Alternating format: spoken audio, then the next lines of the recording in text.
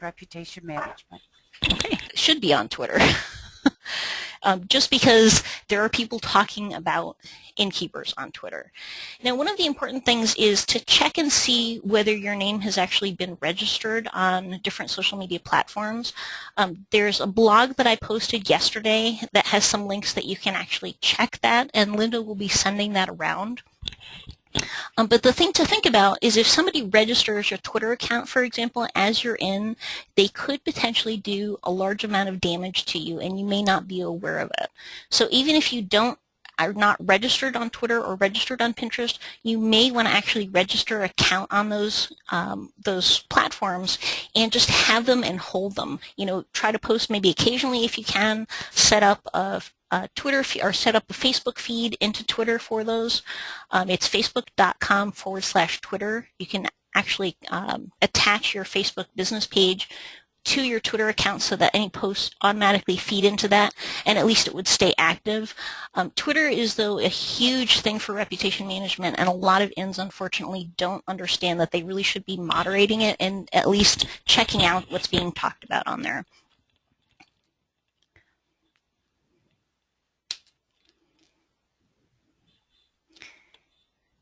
And if you'd hold on just a second, my screen seems to be hesitating a tad.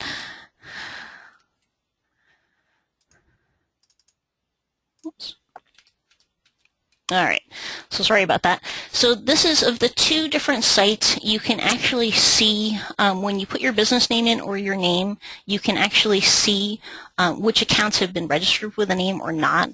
It's not 100% reliable. I've actually put my own name in different times just to see what has been registered, and it will return different results, but it will give you a different baseline of what is out there and what's available.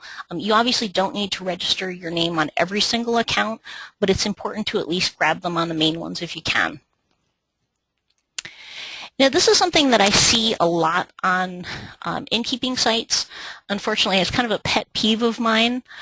Hawaii's Hidden Hideaway is actually one of my clients, and Laura Monroe House down here is actually mentioned. Oh, that tweet has been deleted, and she is now active on Twitter, but that's an old screenshot.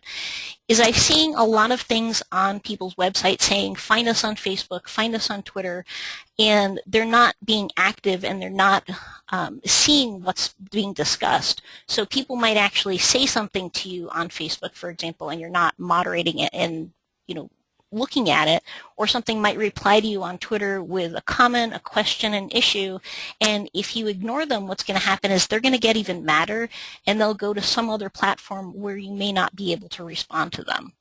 So if you have these links on your website, take them off if you're not being active, because if people are looking for an outlet to say something, whether it's a compliment or a complaint, they will try to go to your own social media first to say something about it. And that trend has been consistent, and more people are actually, if they have an issue, for example, and you have a Facebook page, they're actually now going to Facebook first to make a complaint about it before they're going to TripAdvisor. And I'm seeing that on most of the different platforms across the board, including on Google+, that people will actually actively go out and search now for you as well. Now on Facebook, this is kind of neat for anybody that hasn't seen this, completely unrelated to reputation management, but very neat for Facebook, is they recently rolled out a call to action button, and on this you can see it says book now. You also have a couple of different ways to customize that, but right to the right of that, there's a thing that says message. And if you have a Facebook business page, you can actually deactivate this setting. If you're not going to be very active on Facebook, I would actually recommend taking that message box off of your Facebook page. Only because, similar to someone posting online and not getting a response, if someone's messaging you and you're not paying attention, especially if they're direct messaging you, their frustration level increases a lot. I've seen the difference between an IN getting a comment on a Facebook page and then the IN not having gotten back to them very, very soon, within a couple of days, versus somebody messaging someone and then the response has been a couple of days. Almost the same kind of complaint, but the response from that person asking for feedback from that in is completely different. In terms of the fact that if they message you, they expect almost an immediate response. And if you don't get back to them right away, they get angry and they will message you repeatedly until you answer. So does that make sense to everybody? Okay. Now, in order to enable or disable that, you'll go up to the Settings tab, which Facebook is messing with our minds again because they actually recently moved that Settings tab to the right-hand side of business pages. It may not be rolled out to everybody yet, but if you see it on your page, don't be surprised. I thought it was actually gone yesterday when I saw it for the first time. But in Settings and in the General tab, there's that little check mark, and then you can just deactivate that button right there.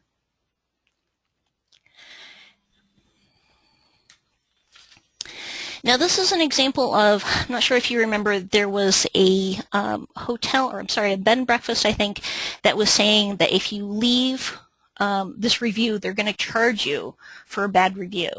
Now, Facebook, unfortunately, does not give you the ability to delete any reviews. Sometimes you can respond to them, sometimes you can't.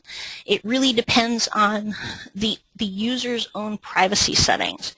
If for whatever reason your gets into the news and you need to like do damage control, you can actually remove the map, and it's actually in the settings and in the About tab.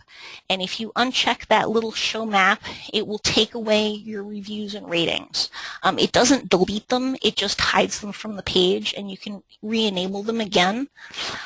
If you see, and this has been a common question, if you see star ratings on your Facebook page from people from like a couple of years ago, and you don't know who they are or why they were, and they were never a guest, Facebook was doing this thing a few years ago when they first started experimenting with the star tab, where it would appear on the top right of people's Facebook feed, and sometimes it was getting intrusive, so people would actually just click on it, have no relation whatsoever to the business, just to make it go away. If you can track these people down and ask them, they can remove that. They just have to log back into your page itself and then just hit delete. So Twitter is one of those things, as I said earlier, that a lot of businesses and a lot of ins aren't paying as much attention to as they should be. And people do talk about B&Bs all the time online. They talk about hotels online all the time, but they do talk a lot about B&Bs. And there's some really great comments out there, and there's some not so great comments out there. So it's a question of, you really should be reviewing where you stand, especially on Twitter. You can you can Twitter your name in the Twitter search box to see if you have any mentions come up. There's a couple of other platforms that I'm happy to pass along to that will do Twitter monitoring for you. Google Alerts and TalkWalker too. Okay, and TalkWalker.com, also you can set up alerts for your business, and they will send you alerts when your business is in the news, and also they're actually picking up Twitter tweets as well.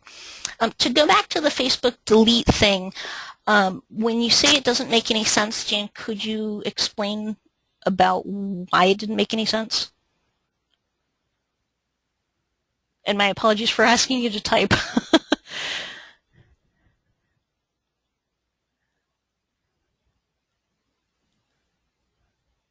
Actually, I'm going to unmute everybody. And Jan, if you're online, could you just ask the question?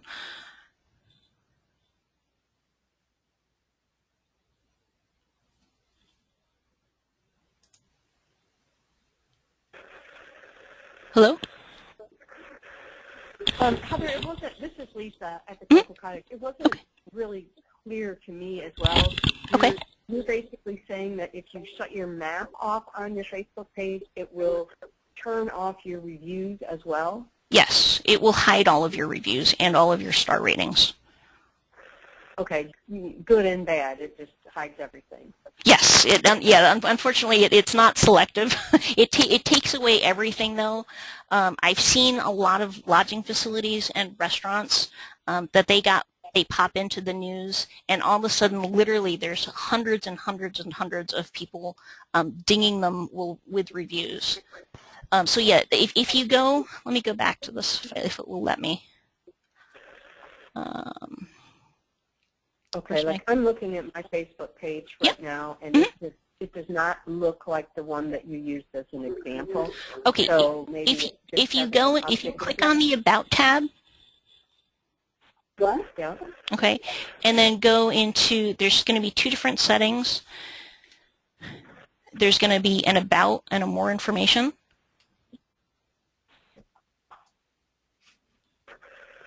Under About? Yep. I have a Create Call to Action and Share. Okay, well, if you go into the About tab, there's an Overview and a Page Overview.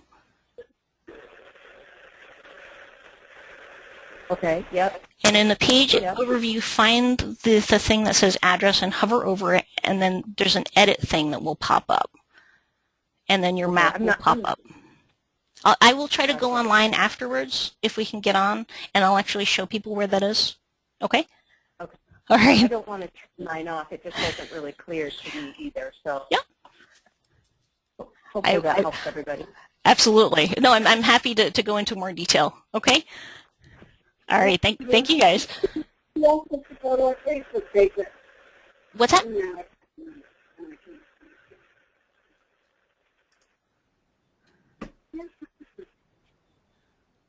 Okay, I'm going to mute you all again, and then when we have some questions on the end, I can go into Facebook sort of live, and then if people have questions about it specifically, we can go there. Okay. Now, another review kind of hotspot is on Google+, and Google+ is a little bit harder because you can't hide reviews. After you've claimed your Google+ listing, you can respond to the reviews, but there is also the option to flag it, and a lot of business owners don't really think about that. If you're logged into your Google+ account and into your page, you can click on that little flag mark, and it will give you a variety of options. There's also this option here in Report a Policy Violation. If you click on this page, then the down circle, it will bring up even more options. And it will give you removing content from Google. And it'll ask you which particular format that you want and which particular platform. And it'll ask for additional information. I know an inn recently that had a really, really slanderous review from someone that had never stayed there, and they actually went through the whole process of reporting the content and reporting all the information in there, and Google actually did remove everything.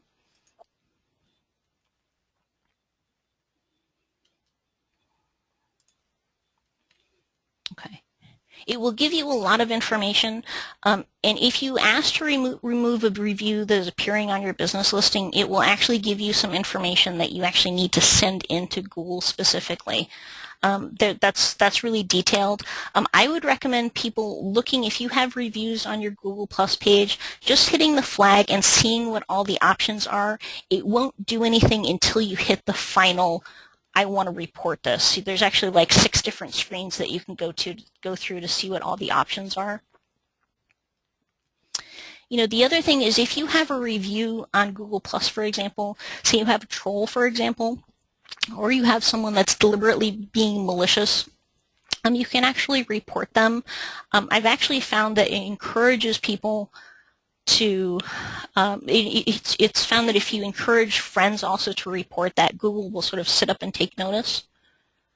And there's a question, what happens when you had a bad review on Google Plus that's a guest?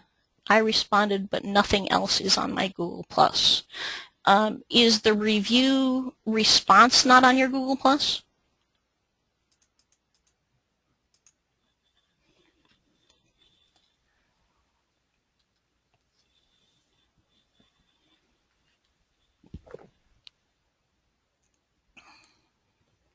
Okay.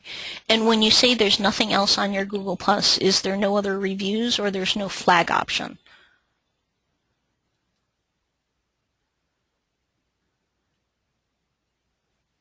Okay.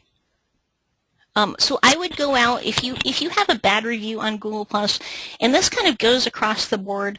I would try to get some other people to do reviews for you, especially potential guests that had really good experiences. One thing that I would caution people on though is if you send out sort of a solicitation to past guests and people that you know are loyal to your business, don't send them out all at once, because a lot of the platforms, Yelp especially, will actually ding you, and they'll put your reviews into the gray area. You've gotten too many good ones at the same time, so they're deemed suspicious. So when you go out and ask for reviews from people, try to space it out a little bit. Again, because that big ding of big reviews, they've actually found that Google as well will also flag some of those just because you're getting too many really good ones too fast, and that can also fall into violating perhaps their terms of service, and they don't know that for a fact, but that's kind of what their first thought is. Now, there's a lot of different websites out there that people can leave reviews on. Some of them you can respond to, some of them you can't respond to.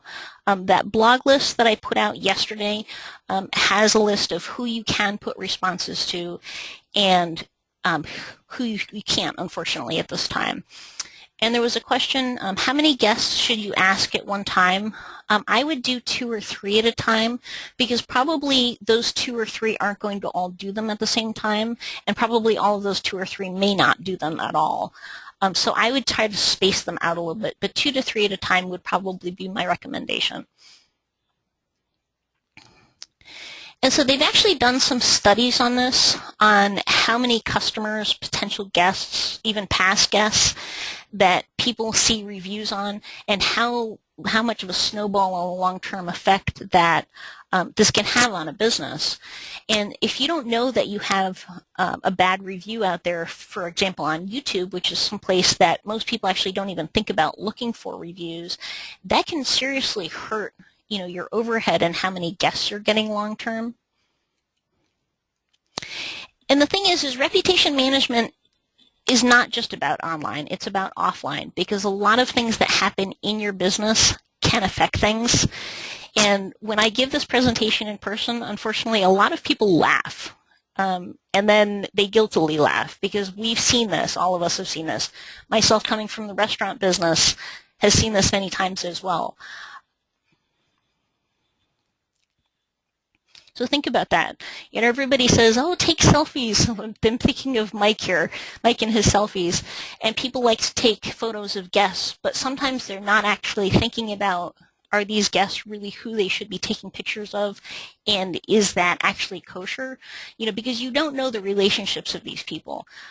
There was a restaurant recently that had taken a photo, and I actually wrote about the similar instance a couple of years ago, that someone had taken a photograph of a bunch of people sitting in front around a table drinking drinks, and they had actually all gotten verbal permission from the people sitting around, can we take a picture of you and post it on Facebook? And they had their permission. The permission that they did not have was 2 people sitting at the bar who were actually competitors, and they were sharing trade secrets. Both of those people got in a huge amount of trouble for that.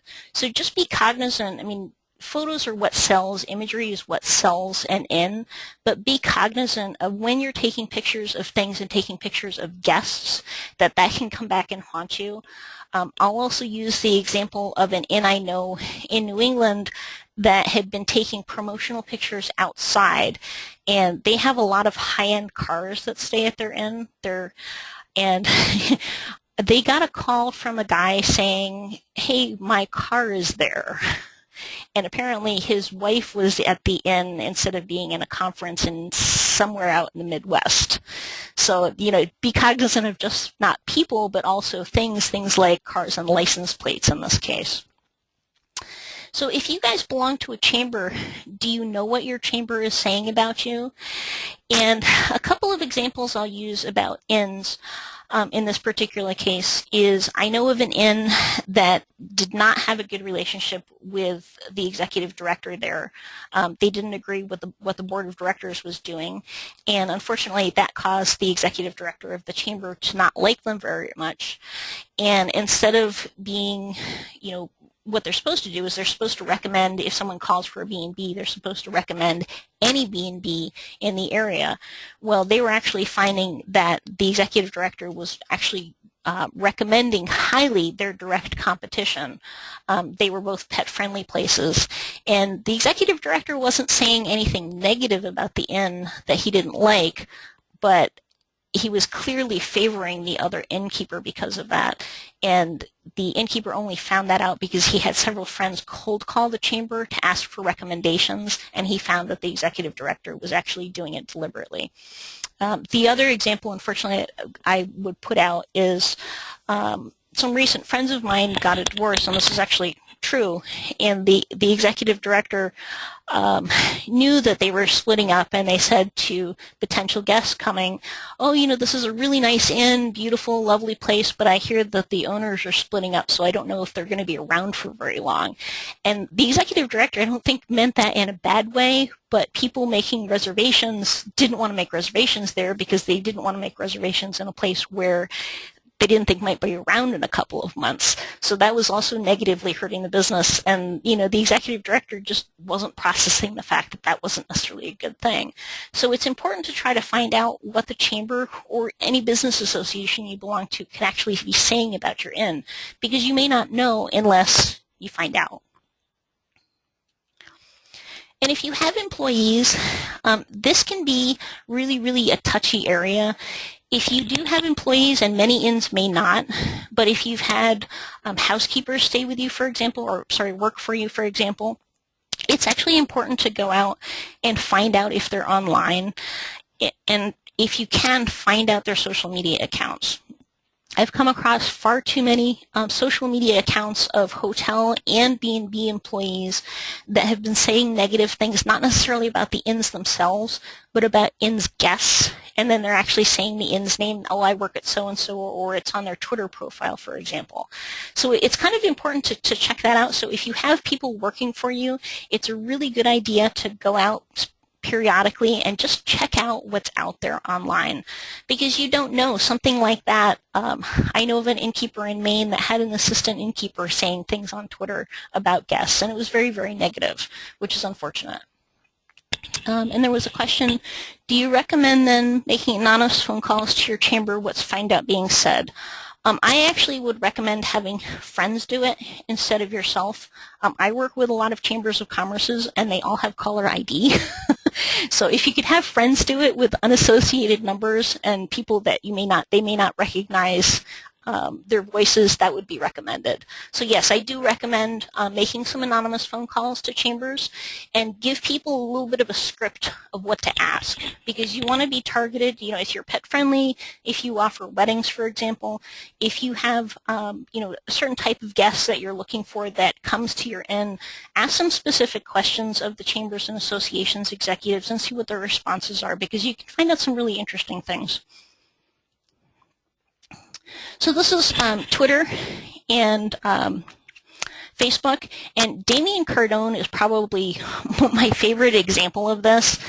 And this is a couple of years ago now, but is an excellent example of an employee that almost put the restaurant that he worked for out of business. He was actually posting publicly on his Facebook account that he was serving gluten pasta to gluten-free people. And this hit the internet a couple of years ago. This guy is actually in hiding in New Jersey now, apparently. But the guy that owned this restaurant that he worked at, he almost put him out of business because it hit the news very, very negatively. And the poor guy that owned this place didn't know he was in the news until he had CBS and NBC calling him up and saying, hey, what's going on? So just be aware of what's out there. People may not have that on their their radar. And I know it's a horrible thing to bring up, the fact that, you know, people that may have worked for you or may work for you are saying bad things about you, or saying bad things really specifically about guests, which is even worse. But it's important to, if you find that, nip it in the bud if you can. Now, bedbugs is something that's huge, and it's always been an ongoing issue with innkeepers. You know, there's a lot of bedbug alert sites out there where, you know, people make totally unfounded accusations about a place having bedbugs. A lot of times, from what I understand, they'll make these accusations because they either want something free from a lodging facility or just to be troublemakers. Most of these sites, unfortunately, you cannot remove what's out there.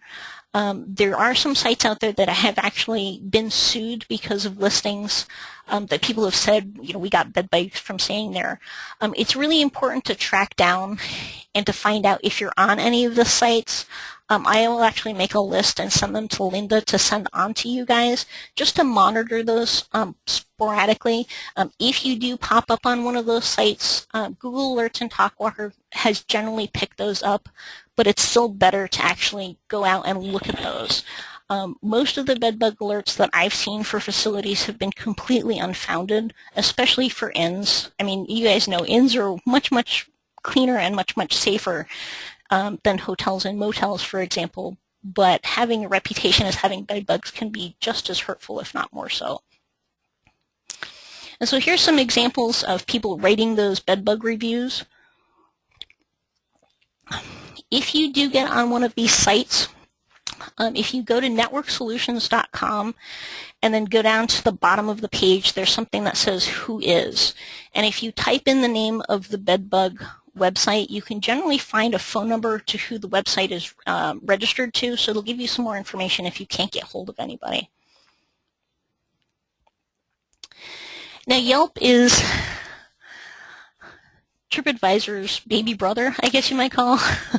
You know, and it's one of those things, I talked about this on the last webinar, but B&Bs really need to pay a bit more attention to Yelp, especially as more and more millennials are going to stay at B&Bs, and more and more millennials are using Yelp as opposed to TripAdvisor. You do need to claim your business account if you have one. There are odds that if you don't have a business account on Yelp, you actually do have one created already for you, either by someone leaving a review for the first time. They can actually create your business account, or Yelp has actually created it. Claiming a Yelp listing is very, very similar to claiming your Google Plus listing. Generally, they will call you, but they also do have a snail mail option. Until you claim your Yelp listing, though, you cannot respond to reviews. And for those of you who have not watched the Yelp webinar, if you do have a negative review on Yelp, it's very, very important to respond privately first and then wait about a week. If they've not responded, respond publicly. If you do not try to respond privately first to a reviewer, then Yelp won't necessarily publish your review response. So that's something to keep in mind, because that's very different from how TripAdvisor works. Now, a lot of you guys might have, if you have Yelp reviews, you might get them filtered, and this goes back to asking people for too many good reviews at the same time. Yelp will definitely ding them if they're in too short of a time period. This particular inn, for example, has, I think, 6 public reviews and then 21 other reviews that were filtered, and a lot of those reviews were made in a very, very short period of time. So obviously the inn had sent out a mass email to past guests saying, hey, can you review us on Yelp? The filtered reviews are not factored into your overall star rating.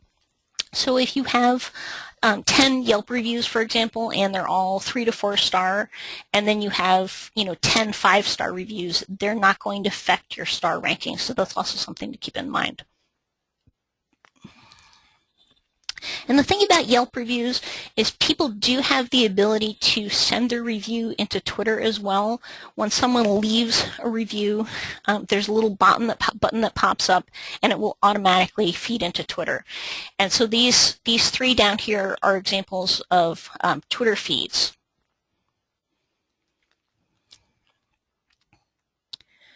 And then so here's some more Yelp reviews. People tend, I think, to be a little bit more negative, unfortunately, on Yelp than on TripAdvisor. I don't know whether you can put it down to the ages or not, but people have brought that up. There's a question. I do have something that say that people don't review frequently enough. What is that about? Jan, do you mean that you get emails from Yelp saying that people aren't reviewing frequently enough?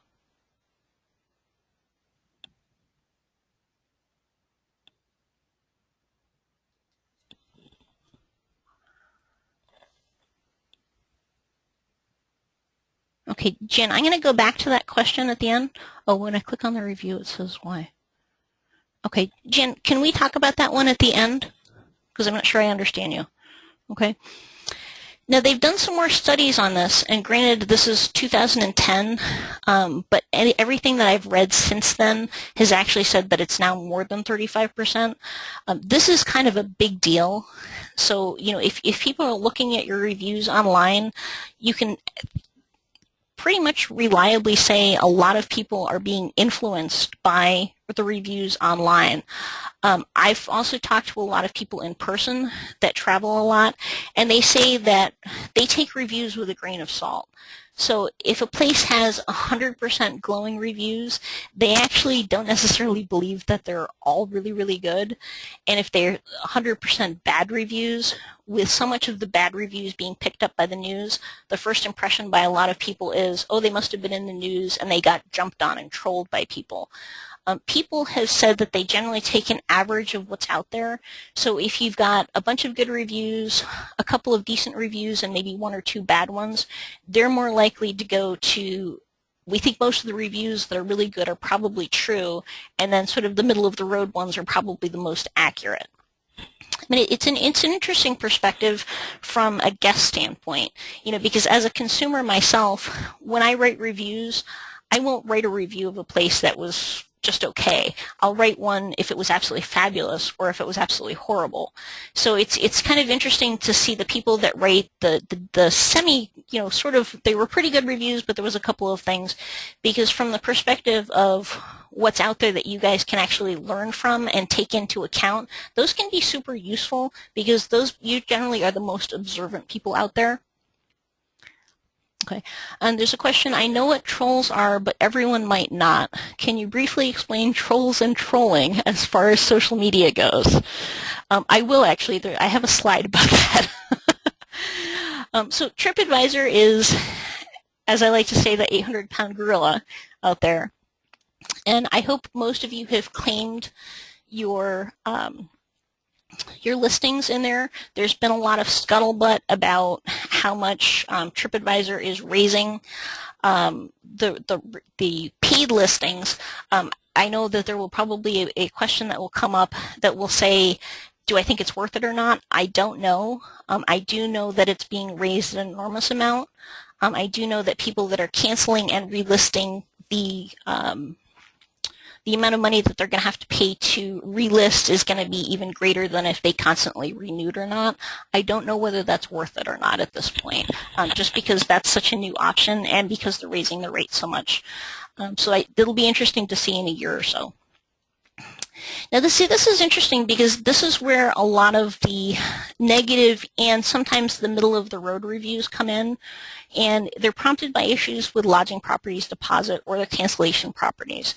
And I know inns generally have, you know, sort of more stringent cancellation policies than a hotel does, especially because, you know, with so few rooms, a couple of cancellations can really, really affect your overhead.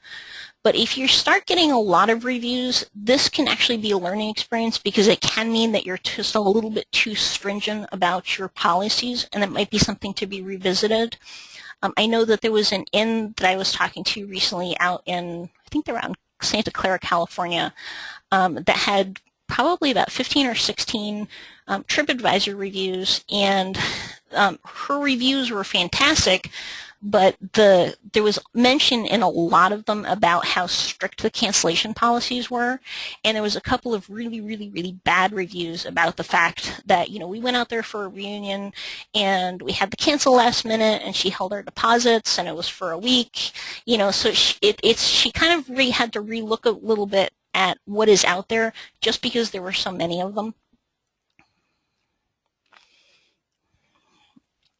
Now, responding to a review is probably the hardest thing on earth, because the first reaction that everybody will have, no matter who they are, what business they have, and I think for B&Bs it's even harder because B&Bs are your life. You know, you put your whole heart and soul into your B&B, at least all the innkeepers that I know do. I wouldn't imagine anybody out there is any differently. So when people have something negative to say about the B&B, the first reaction to get is very defensive, whether the review is true, a little bit true, completely and utterly false.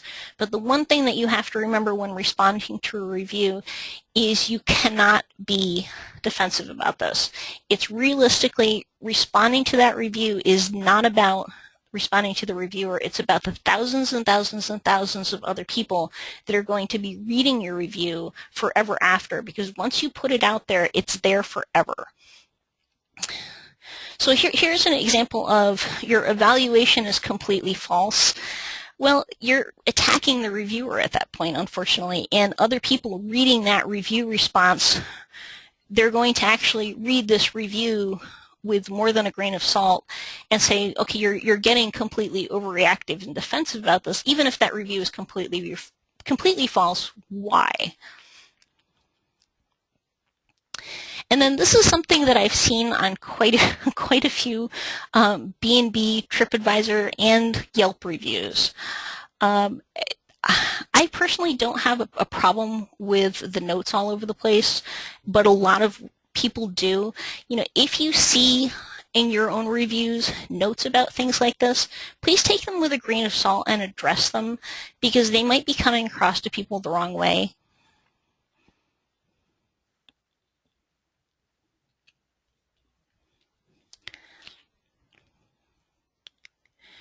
You know, and here's another example of people that were going into too much self-explanatoriness.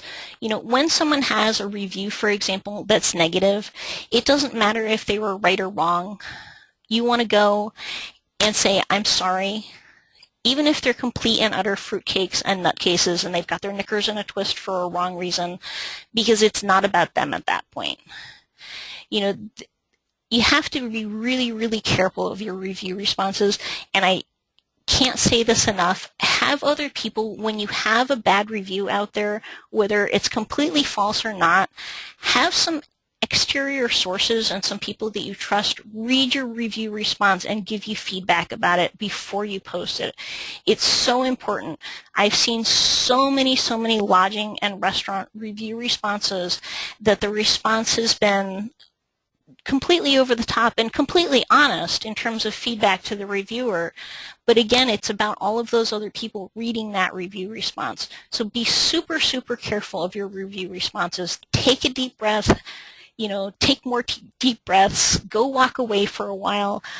In my blog post, I have kind of a recommended way to deal with that. But make sure you see other people observe this first and give you some suggestions about it.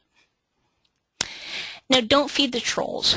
And what is a troll? A troll is somebody that may not necessarily have been a guest. They may not even know you. They've never been to your inn. They're just someone that's freaking out online and deciding to cause trouble. You could use a generalization and say that it might be, you know, some guy sitting in his mother's basement that's unemployed, but realistically it's not. In this day and age when everybody has access to the internet and everybody thinks they're anonymous, even though they're not, regular people turn into trolls, unfortunately. When businesses hit the news, whether it's positive or negative, and especially if it's a little bit negative, perfectly normal people turn into zombies, I guess, or maybe evil zombies, in that they'll just start making comments about that, and many times they won't read the facts about that. The worst thing that you can ever do to make a situation snowball is don't encourage them and don't respond to them. Your best bet is to ignore them completely. I know that's really difficult to do, but don't feed the trolls, because the trolls come out and they keep trolling and then they start going and posting things on other platforms. I've seen it happen a lot. And so learn from your reviews, for example.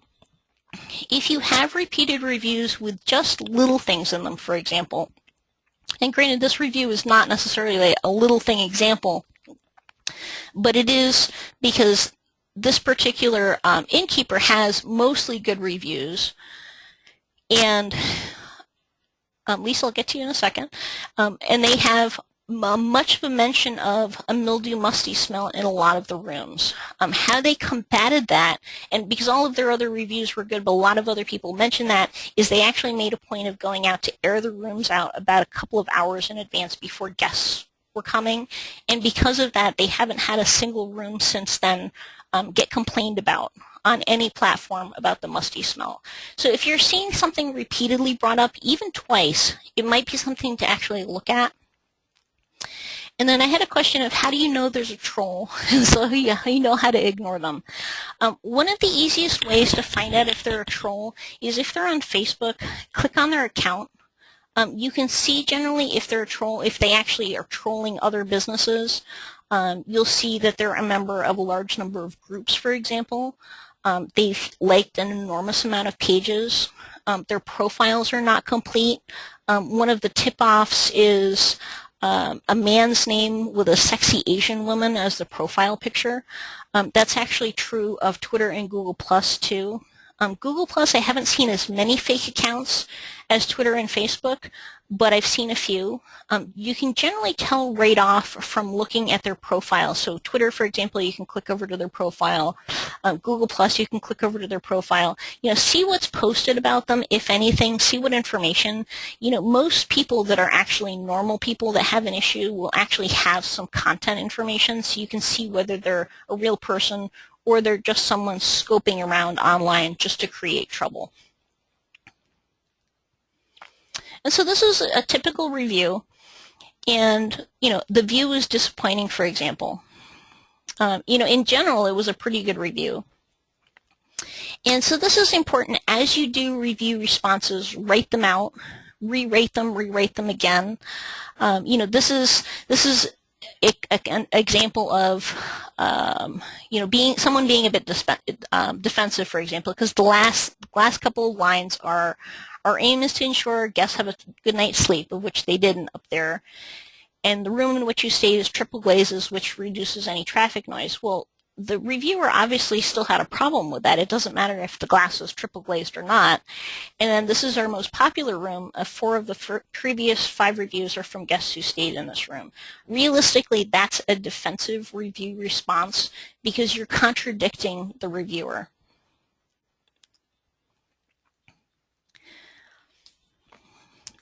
And so a rewording of that, for example, keep it short, keep it sweet. The more information you tend to put in there, the more you start thinking about, well, that's not true, or maybe they didn't understand, or maybe they didn't view something the right way. Short and sweet, to the point, and just apologize. Again, it doesn't matter if they're crazy. It doesn't matter if they're fruitcakes or trolls, or just people having a bad day, or someone that had a bad experience, because again, it's not for them. It's for everybody else that reads the review. So think about, suggest a review response. And I know I have had a question before about what kind of responses are proper or not, and should we respond to positive reviews? My feeling about this is if someone's taken the time to actually sit down, log into TripAdvisor, for example, and leave you an absolutely glowing review, that's time out of their day that they set aside to actually do that. I would go and thank them, because they're going to see that. Everybody else that sees that response is going to see that too. Don't have a canned response to your good reviews. Talk about what they said. They had a great breakfast. Thank you for that comment about our excellent breakfast.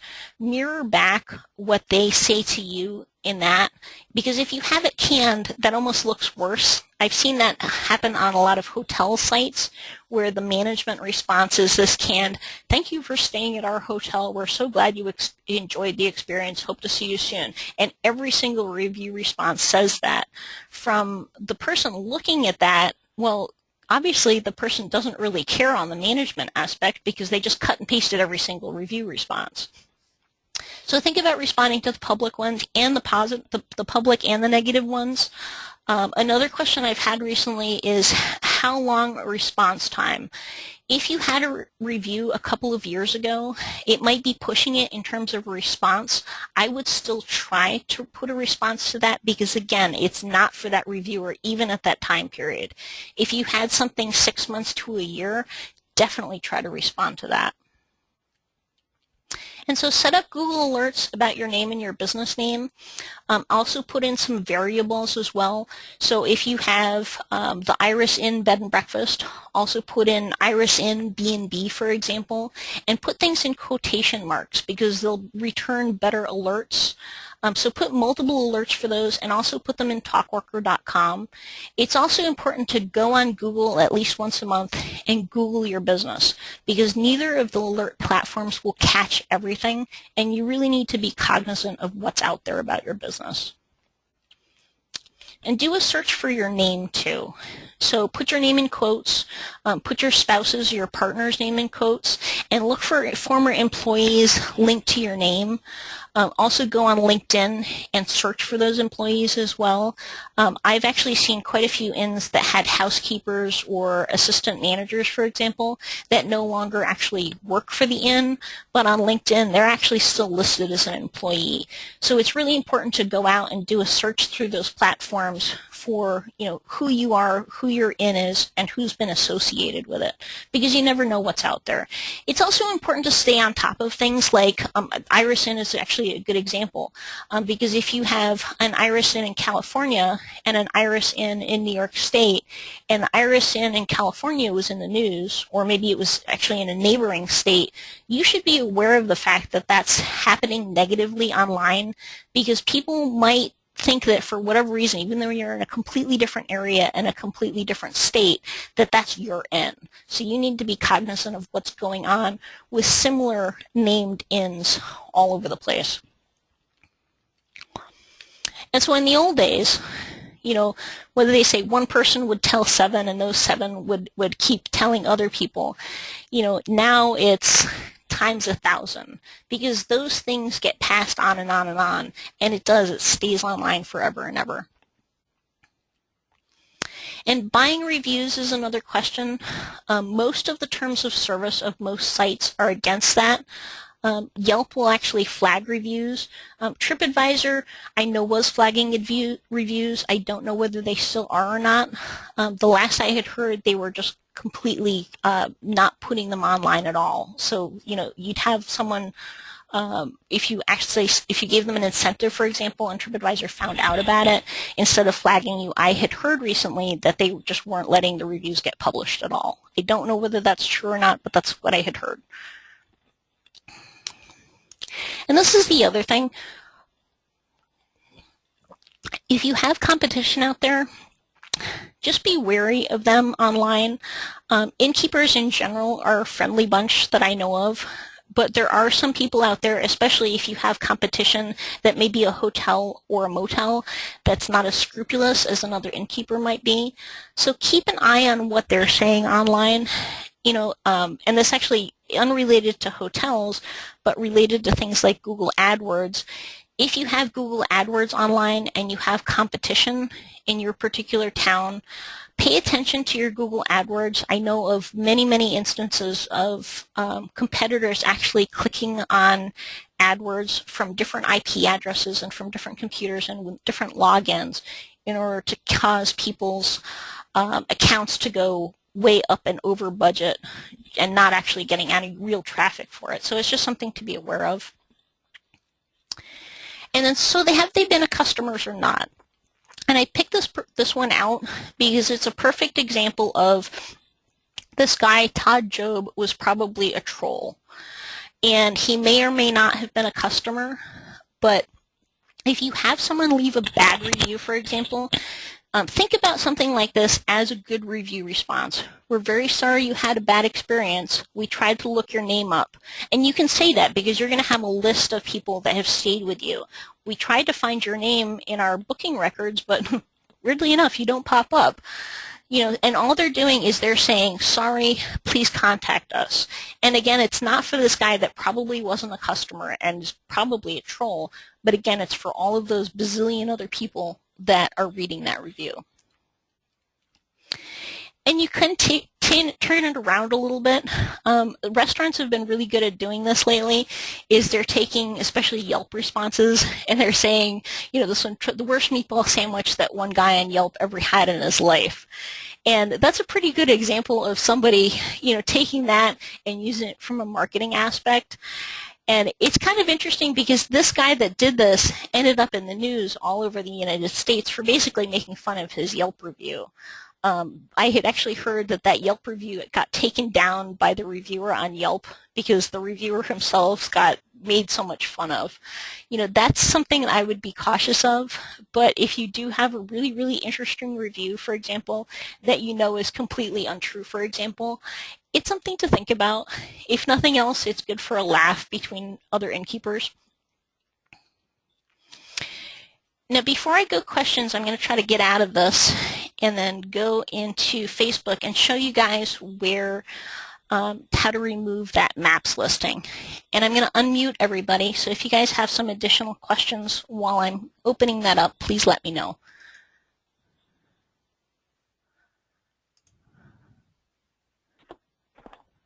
Can everybody hear me and can you guys talk?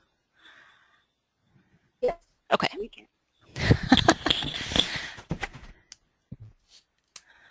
So did anybody have any additional questions about things that I covered? Lots. Lots. Oh, bring them on. Oh, I didn't fix it.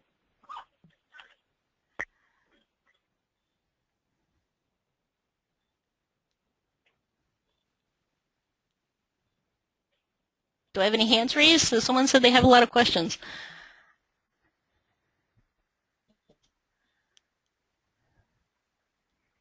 I'm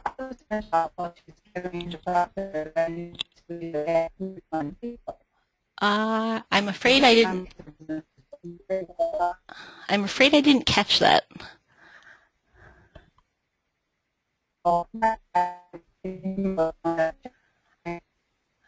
Could I ask whoever was asking the question to type that one in because I'm having a hard time understanding you?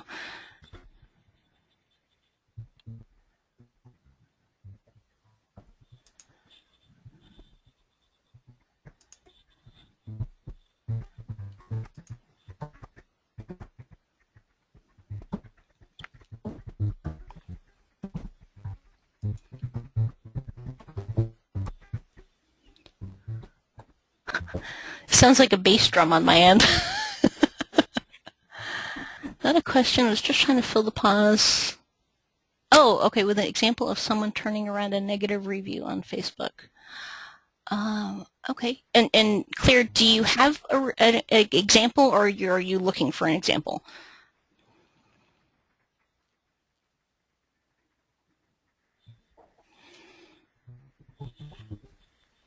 Oh, okay.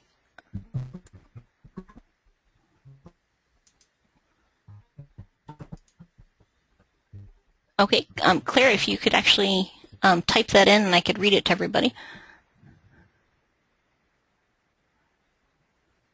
Okay, and while we're waiting for that, and so this is in your About section in here. And so if you go to Overview and then Page Info, and then you click or you hover over where it says Address, and then you hit Edit, there's this little check mark right here. And so if you uncheck that and then you hit Save Changes, your reviews go away. Can you show an example of a troll's Facebook account? I can actually find a couple. I don't have any that I can pull up right now. of a Trolls Facebook account. I know I have some bookmarked, but I would have to dig around to find them. So if I could email Linda some examples, that would, I hope, be helpful.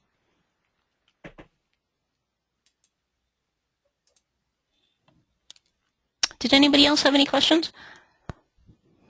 Yes, Heather, I do. Mm-hmm. If we can go back to Yelp and claiming the listing. Yes. Say I go under my inn's name and it's there. Yep. Does that mean I've claimed it, or how do I actually claim it? Okay, it will tell you. What's your inn's name? The House on the Hill. The House on the Hill. Okay.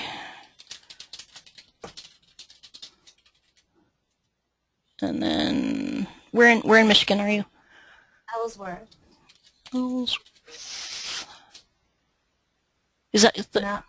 Not Maine. That was the one with the big book problem. It's not me. Yeah.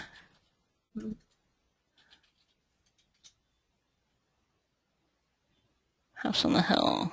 There we go. Does that mean it's claimed or what?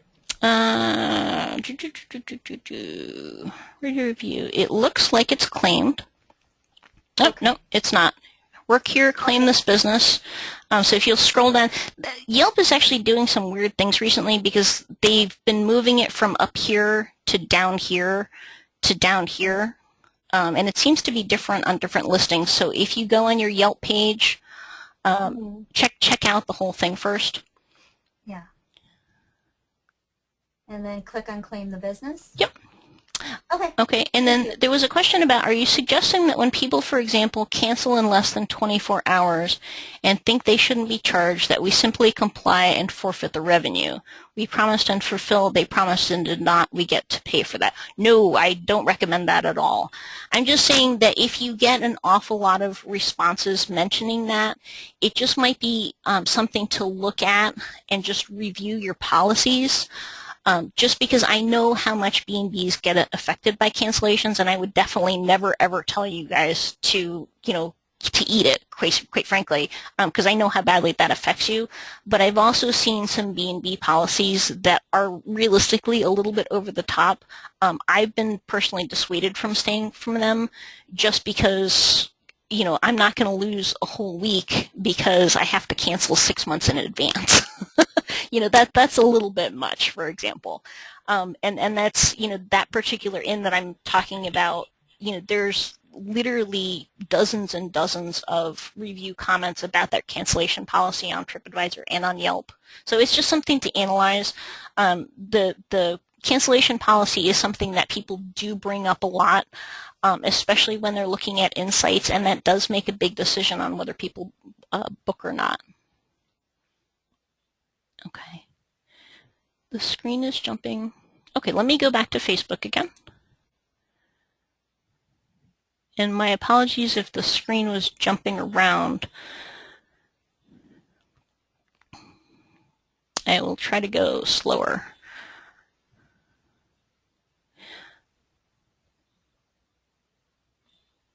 All right, and I will go back to Yelp too. Okay, so if you're on your page, you're logged in. So you're going to go to your About section. And then you'll scroll down a little bit over to Page Info on the left. And then you'll scroll down to where it says Address. And you'll hover over that and click Edit. And then scroll down a little bit more. And then right here, there's a check mark that says Show Map, Check-ins, and Star Ratings on the page. So if you uncheck that and then hit Save Changes, the ratings will go away. They can be re-enabled at any point. Okay, and there was a couple of other questions. I'll go back.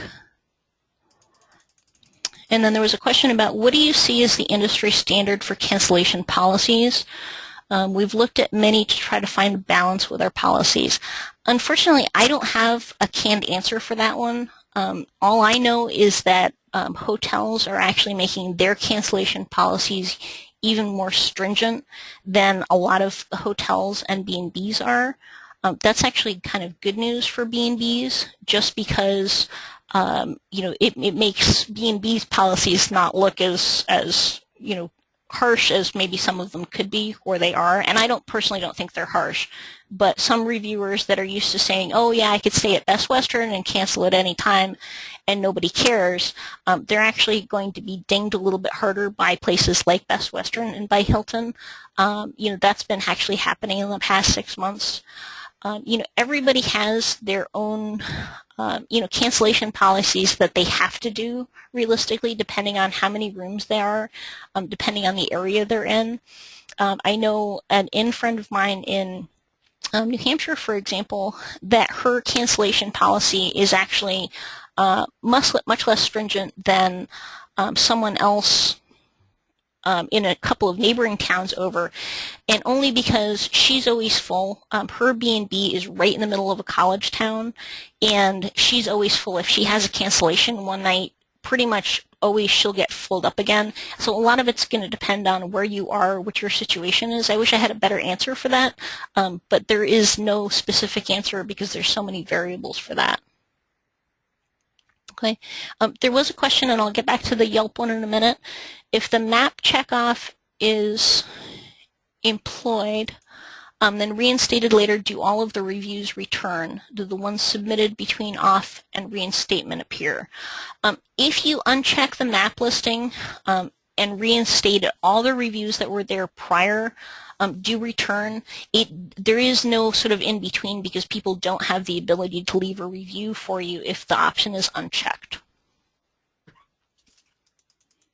Okay, and then to go back to claiming your Yelp listing, for example. So Yelp, as I said previously, has changed a few things, and I've seen this differently on various listings. If you find your Yelp listing, for example, and you're not sure whether you've claimed it, the listing might be up here where the heading may say claim your business.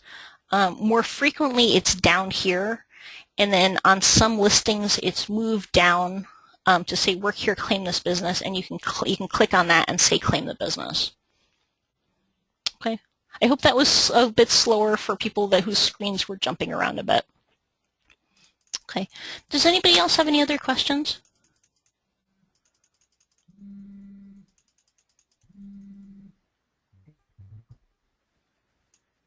Okay. Comment.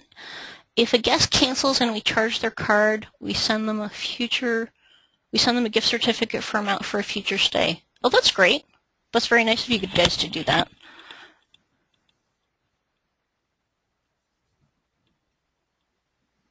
I hope, though, that's not something that you promote and provide online because it gives people that incentive to actually get that.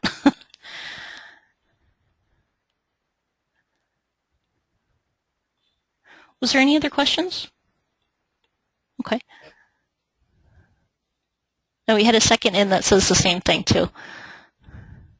I personally think that's a great policy.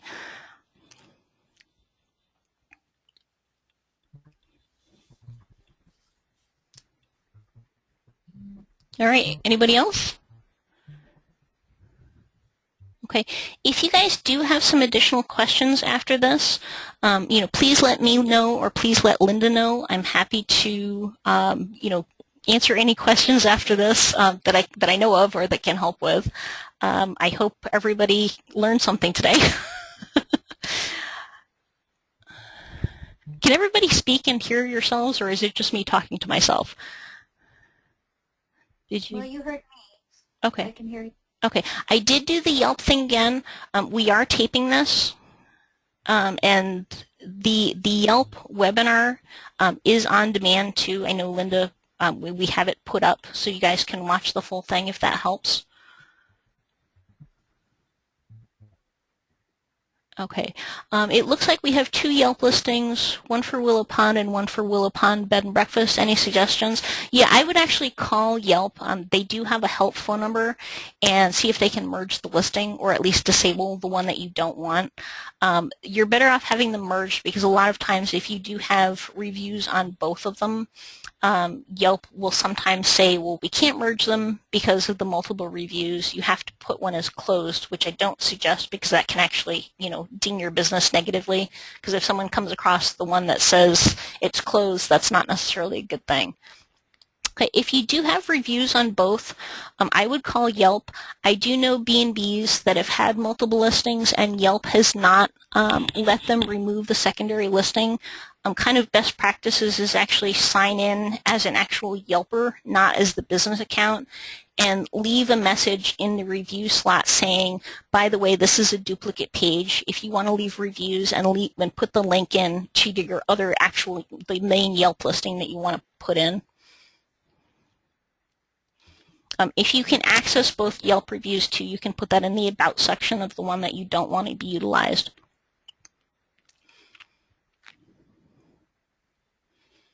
Okay.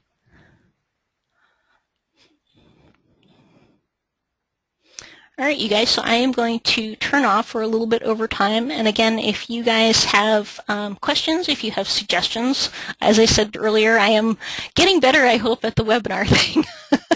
I'm more of an in-person presenter type of people, but I love suggestions. If I had things that I didn't cover that you wanted, please let me know, and I will try to put some information together for you guys. Okay? Thank you.